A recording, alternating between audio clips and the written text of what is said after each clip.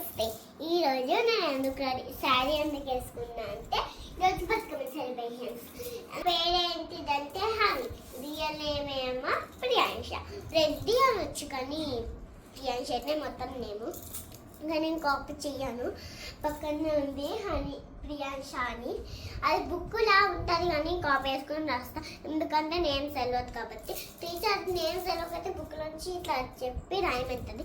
సరే, బతుకమ్మ ఎందుకు చేస్తారంటే ఫస్ట్ బతుకమ్మ చిన్నది ఎందుకుంటారు అనుకున్నారు కదా, ఎందుకంటే ఫస్ట్ చిన్నవి కాబట్టి ఆమె ఫస్టే తీసుకోవాలి.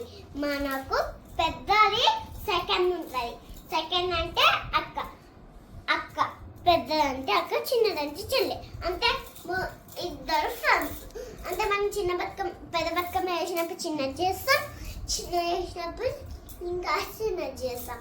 అంటే రెండు ఫ్రెండ్స్. కొంచెం చిన్న చేసినాం అనుకో ఇద్దరు ఫ్రెండ్స్ అవుతారు. అప్పుడు ఒకవేళ అబ్బాయిలు ఆడితే వాళ్ళు రావద్దు, వాళ్ళు రాంగ్. ఏమిటండి మీరు మాట్లాడేది? ఆవిడ కరెక్ట్ గానే చెప్పిందిరా. చాలా సేపు సస్పెన్స్ తర్వాత నాకు కూడా అర్థమైంది. వాళ్ళు రాంగ్ అని పెట్టాలి. వాళ్ళు తెలియకపోతే ఒక పేపర్ తీసుకొని బాయ్ అని రాయాలి. బాయ్ నో ఆలి గర్ల్స్ అని రాయాలి. టెంపుల్ కి వచ్చాను గాయ్స్. ఈ రోజు నేనైతే వస్తాడు నారాజు, ఈ రోజు రానే వస్తాడు నెలరా. కడబెయ్యాలి.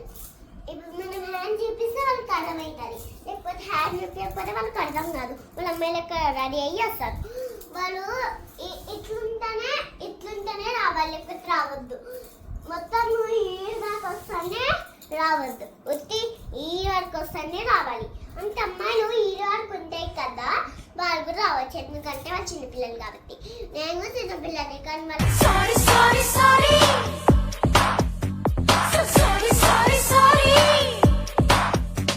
కానీ నేను డాన్స్ నెక్స్ట్ వీడియోలో పెడతా. నేను నెక్స్ట్ వీడియోలో పెడతా.